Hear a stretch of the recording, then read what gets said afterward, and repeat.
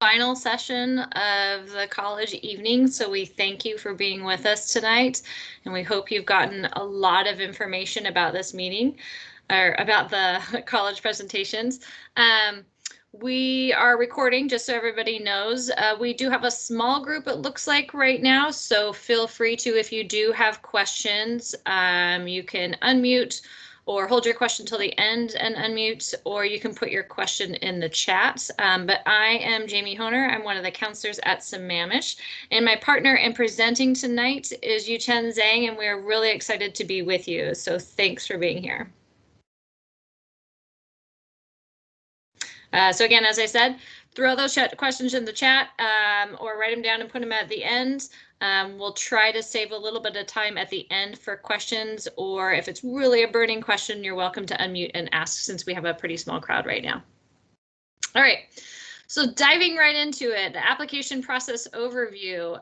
Number one is the preparation part, so what you're doing in high school to prepare. Part two is researching and building your list of colleges. So what are the colleges you're planning on attending? Welcome, thanks for joining. Remind everyone who joins to mute your mic as you join. And then applying the components of the application. So what are the pieces of the application? These are all things that we're going to be going over tonight. All right. So this slide has a lot of information on it, so I'll try to get through it for you. Course selection, appropriate college prep and rigor. So finding courses that really meet your needs as far as a student. So they're engaging, they're courses that you're excited about, and they're courses that show your ability, along with courses that match and meet your graduation requirements. So right now we're in the process of starting registration. That's going to be in March. So this is a good time to be thinking about the courses I had this year. How did they work for me? And then what are good options for courses next year? Being mindful of, I'd like to go on to college. GPA, it is still something that colleges definitely look at. So trying to find a way that the courses fit and meet your needs, but you also feel like you can accomplish the GPA that is in your goal. So the goal, your idea of whatever your goal is for your GPA combined with the classes you take, you want to try to make sure those are a match. Perfection is not what we're striving for in GPA, but just doing the best that you can. And recognizing that the higher your GPA, the more doors you have open for colleges. Activities and areas of interest and passion. This is a favorite one of mine. This is your opportunity as a student to be able to engage in the things that you love. So getting out, whether that's sports, whether that's like clubs, whether it's music, whether it's being in the community and doing community service. Colleges really appreciate this part of students, more than sometimes students know. So the things that you can engage in and are passionate about, please continue to do so, because they will make note of that. Essay. This is a huge piece of where you show your personality. So this is where, like colleges, the application is a lot of just written work about what you've done so far and the classes you've taken, but this is where they get to engage with you sort of as a person. So it's your way to get creative. And we've had interesting essays, everything from colleges. I remember once a representative said a student wrote about macaroni and cheese, and that was like the best college essay she had ever written. So finding a way to get creative but showcase yourself is a fun thing to do in your college essay. Again, you'll make work of that. Usually junior year of English is when you start prep on that. Taking the practice SAT and or ACT.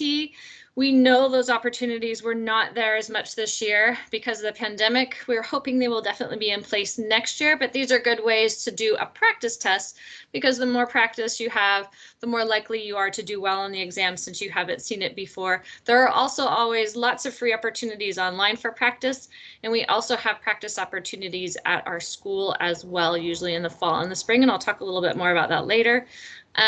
Visit with college reps. So there's this cool thing that a lot of people don't know about, but in Naviance in the fall, all of the colleges that are visiting, whether virtually or in person, are listed in Naviance under, like, if you go into the college, my colleges, my favorites, if you go into there on the side, there's a tab where you can search to see the college visits, and it'll show exactly when those colleges are coming, and you can sign up for the colleges you're interested in, and talk with their representatives, ask them all kind of questions, and that way it's a way for them to get to know you as well and your level of interest. Another thing to do is to attend college fairs. A lot of times there's local college fairs. These are larger in scope. There's a lot of schools, so it can be either virtual or in person. And so it's just a way to see kind of what else is out there and other opportunities. And then talking with your family, this is important. Talk about what your goals and priorities are as a student, you know, what you plan on majoring in, what colleges you see yourself in, and start to have conversations around finances, what's doable for your family, and what makes sense for you as a student. So a common question we get often in relation to college and college applications are, how many AP classes should I take?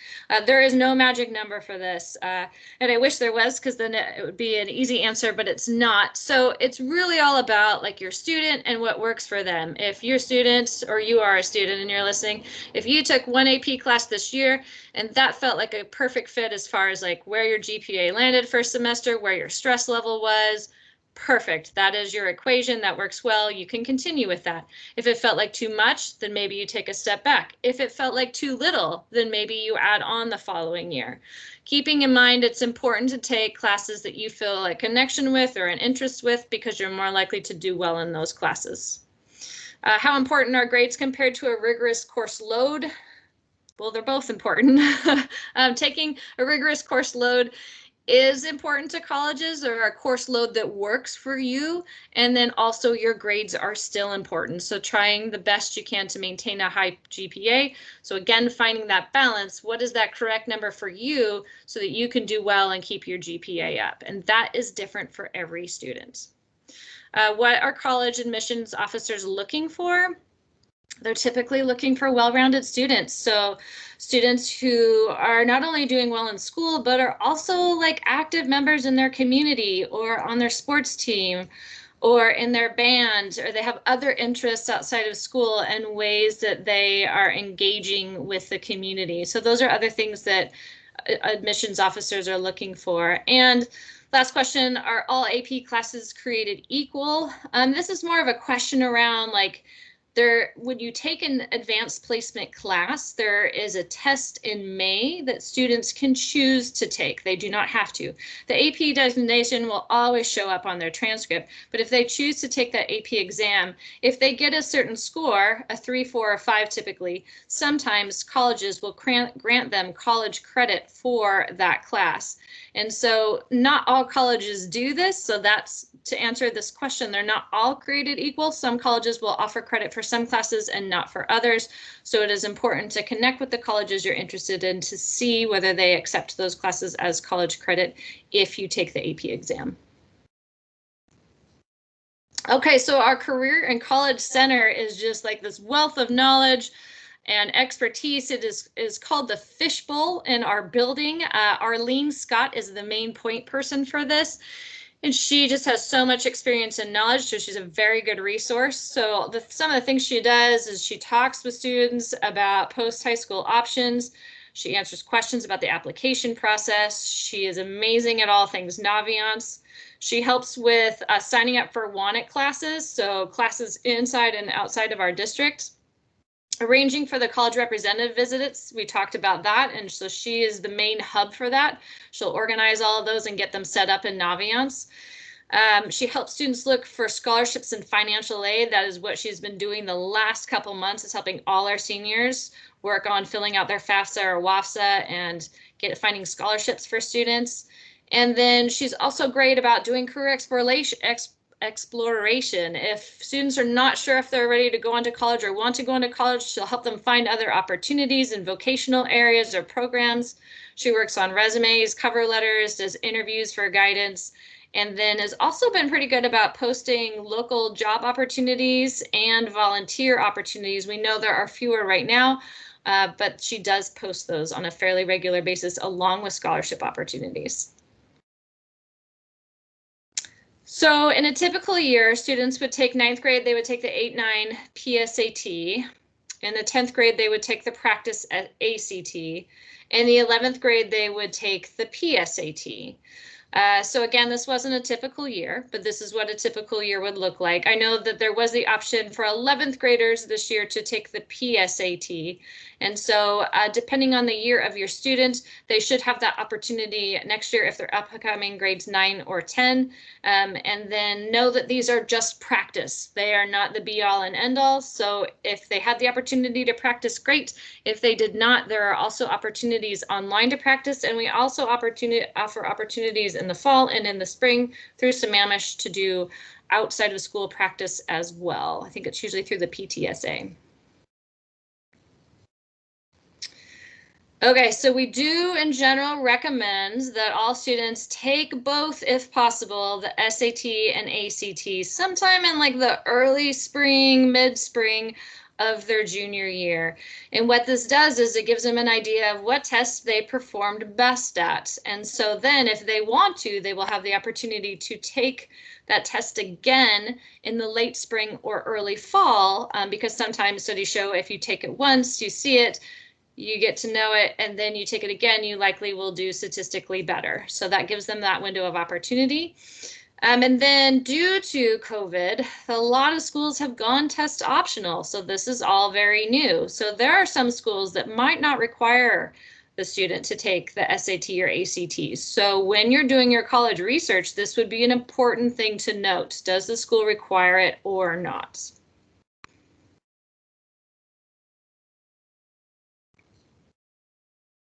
Okay, campus visits. So these are all pretty much virtual right now. But the nice thing about that is you can kind of tour all over, and it might sort of widen the scope of what is available to you and what opportunities are out there. So there are tons of campus tours available right now virtually because colleges are wanting to find ways to reach out and connect with students and get them interested in their college. So a great way is to just go to the website, connect. You can usually click on, there's like a tour option, there's click on admissions counselor check-in. When you meet with someone, you want to talk to them about what are your financial aid opportunities. There might be opportunities you're not aware of. If there's a possibility you can sit in on a class virtually, how cool, go for it. When we're back in person, definitely do that. And oftentimes, there are opportunities to do overnight stays, and so that might be an option for next year. So think about those as a school. If you're interested really in a school, that might be a good way to look at it.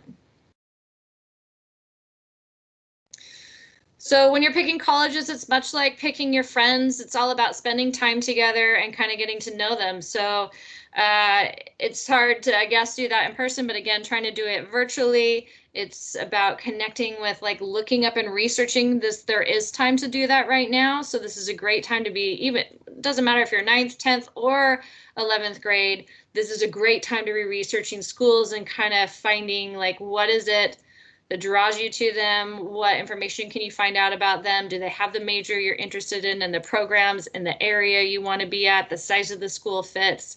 And then always going for what is the best fit for you versus what is the school's reputation. It's more about, like, what is the best fit for you as a student. Okay, this is a really cool tool in Naviance. It's called the SuperMatch. So the SuperMatch is actually pretty super because it has a whole list of things that you can choose from. So if you're like, I don't even know where to start researching, I don't even know where to begin, I would recommend using this tool. What you can do is you can plug in, like, what is my intended major or a couple that I'm interested in? What is the diversity like at the school? What are, like, the characteristics of the school? Is it a small school, a large school?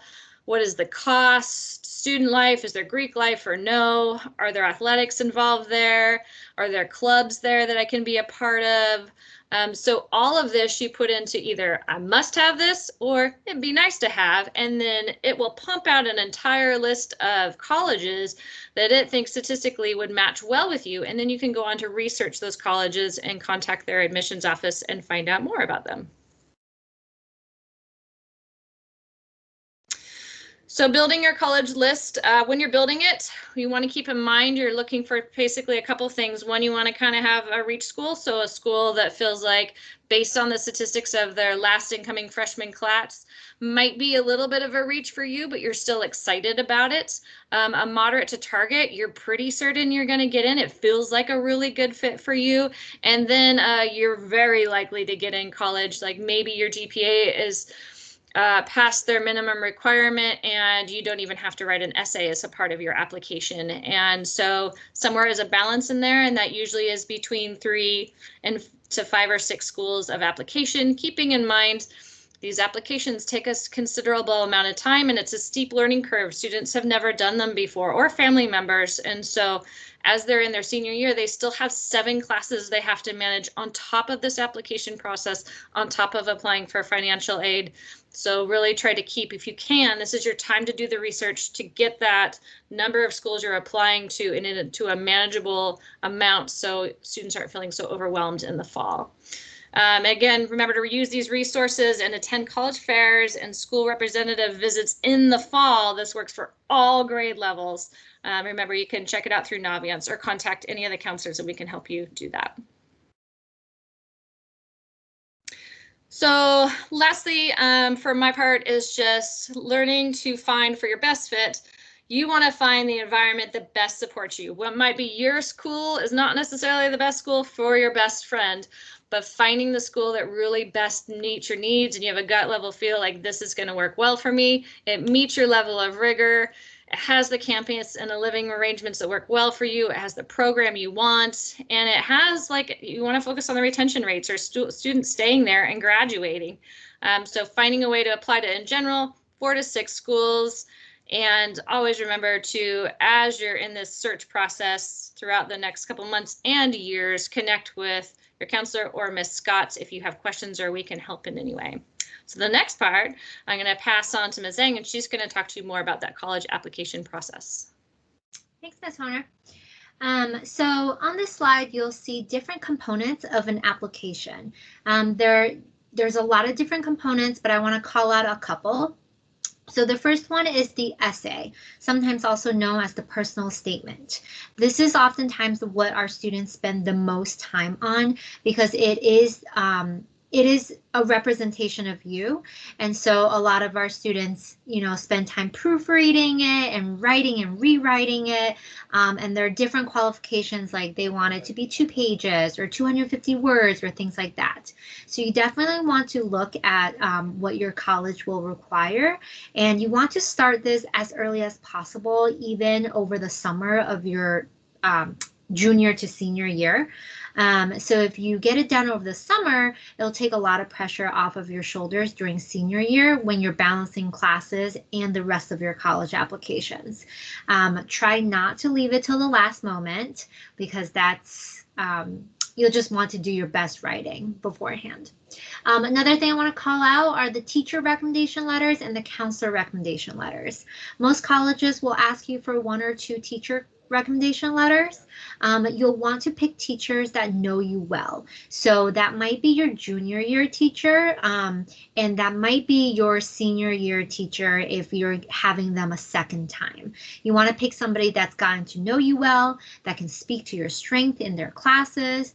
And that doesn't necessarily mean that you did really well in their class. It should be somebody that knows you well and how much effort and work you put into their class. So even if you didn't do well in the class, that's okay. That teacher might be able to say, wow, like this student, even though, they didn't score, a perfect score in my class, they came in for help all the time. They put in so much effort. They were resilient. They never gave up. You want to pick somebody that's able to say those things about you. And then for the teacher, for the counselor recommendation letter, not every school will require it. But if they do, you would want to talk to your counselor, and we ask students to fill out something called a student brag packet, which literally you are bragging about yourself. All your accomplishments, your self-reflection, challenges that you've overcome. That way, that can help us write the best recommendation letter for you. Students demonstrated interest. I do want to call that out because it might not be something you thought of. This is just sometimes colleges track how interested you are in going to that school, and they track it by they actually install these things where if you go on a college's website, sometimes they track that. If you go to a college visit, they'll take down your information and they'll know you've been on their campus. If you go to one of the college admissions counselors visits, like the ones that Ms. Scott hosts, that when the college admission counselors come to Sammamish, they'll track that as well.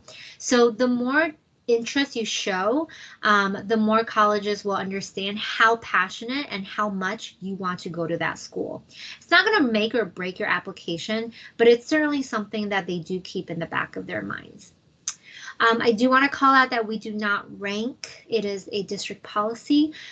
So if you do get that question, you would just put our school does not rank. No ranking here.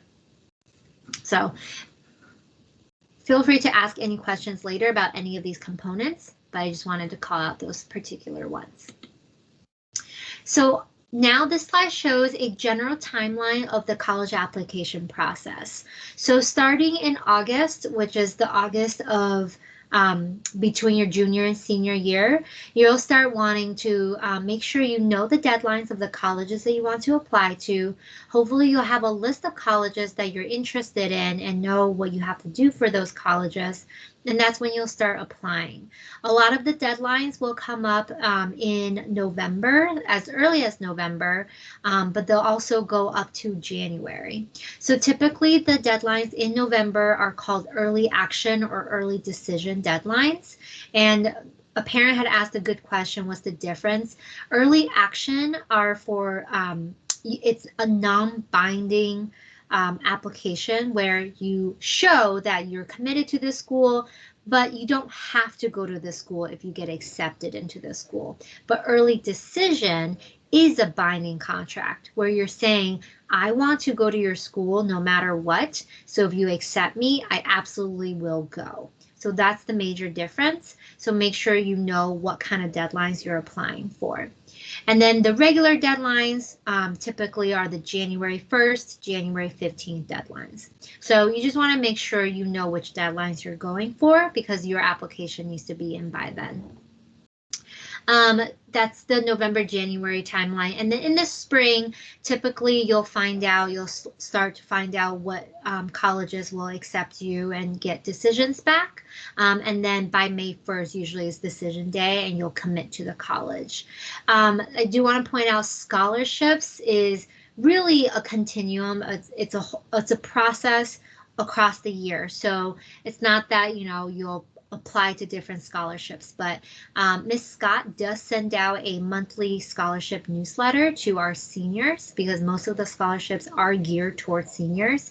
So you'll want to look at those scholarships because oftentimes students don't look at them and they're missing out on a lot of money. The ones that Ms. Scott sends out are geared towards our community and our students. So they won't be, the national scholarships where 10,000 students are applying for it.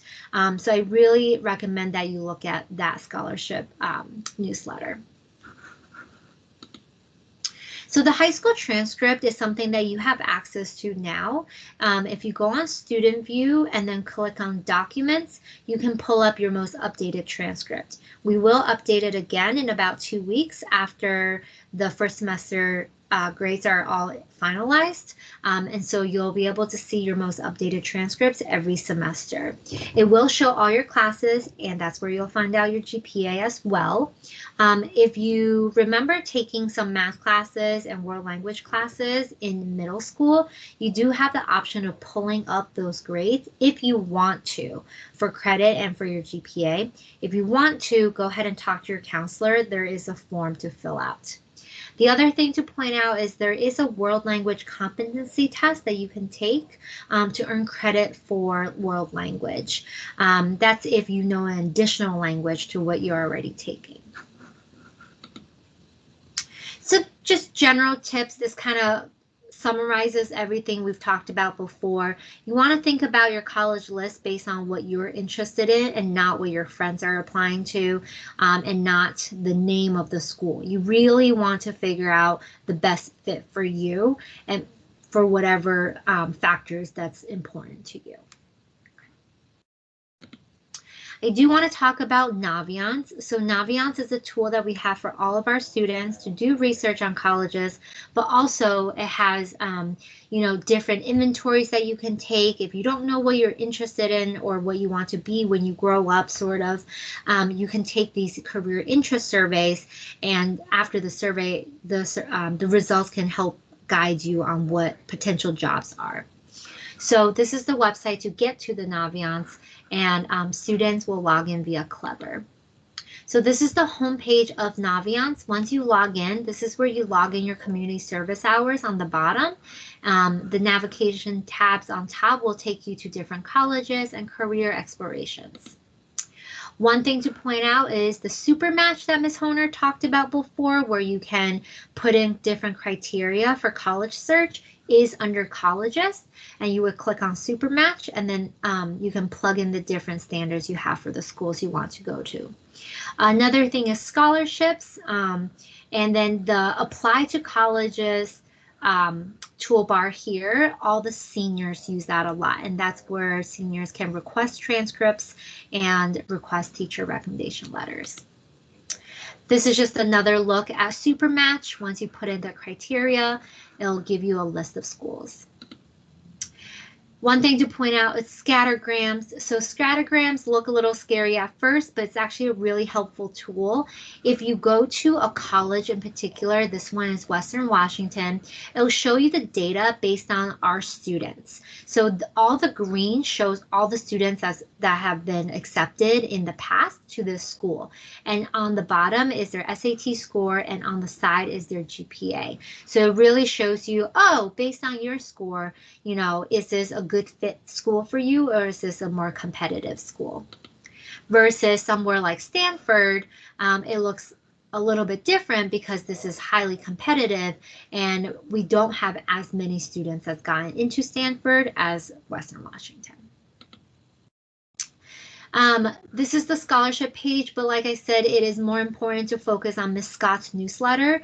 Her newsletter will be more updated and more geared towards our students. And so this brings us to the end. We did throw out a lot of information at you guys, so feel free to unmute and ask us any questions about anything we talked about or anything you've stumbled upon that we can help with. And you're also welcome to put your type your questions in the chat too, if that's easier.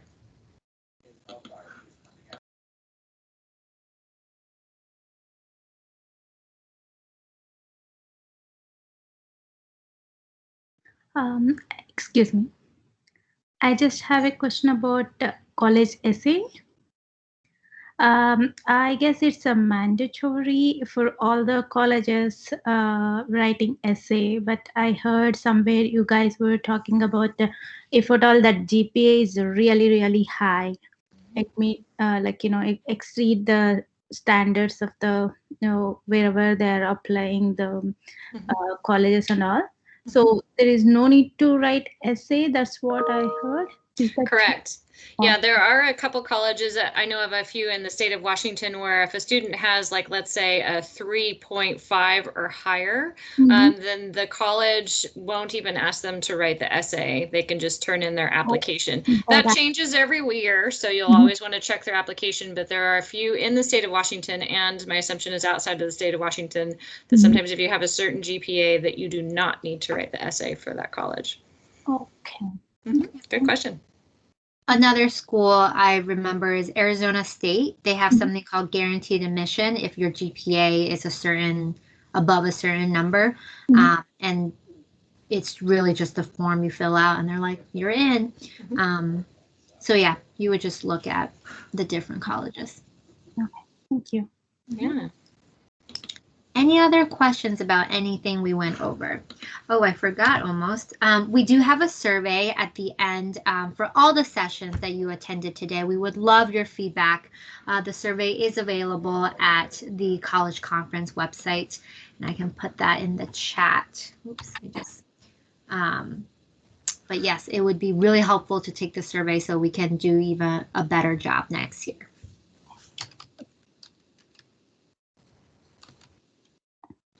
I have another question. Sure. So I heard like algebra, biology, or world language, whatever, like from middle school, they can pull for grades, I mean credits sometimes. Like that, if what if the students are taking like, 8th grade itself, ninth grade and 10th grade courses, something, even science or English, anything. Those grades are so considered like the grades and GPA, everything counts for college credits or no? So those classes that they took in middle school can count for high school credits. So students can opt to have those come on their transcript for, it depends actually what class they're in. If they are a current 9th grader or an upcoming 9th grader, then those classes will be automatically added and they can choose to have them removed. If they are in 10th grade or above, they would need to fill out a form to have those classes added. And those are for high school credit, but not college credit. Okay, so whatever they are taking in middle school. My question is, if they're in the middle school, 8th grade, for example, if in 8th grade, if they are taking 10th grade courses, something like, or 9th grade courses, those ones, do they add for, I mean, like credits for college or no? No, those would typically still be high school unless they're like, so some students, if they're advanced learners, they will be ahead of, I think to your point, ahead of the grade. So maybe they've already finished grade 12 English in 11th grade. And those students will often take colleges or classes at the college, so Bellevue College, to earn that last English credit because they already did all of them a year early. Then if they took that class at Bellevue College, then they would be getting a college credit for that class. Oh, okay. Yeah, thanks. Good question. There's another question. Kengo, do you have a question? You have your hand up.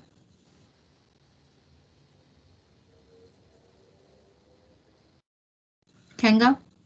Is that how you say your name? Okay. Well, we do appreciate everybody coming tonight. I know it's late. We're very grateful that you're part of the Sammamish community and you are here. If you have any questions, feel free to contact us in counseling. All of our information is on the website, and we hope you have a good evening.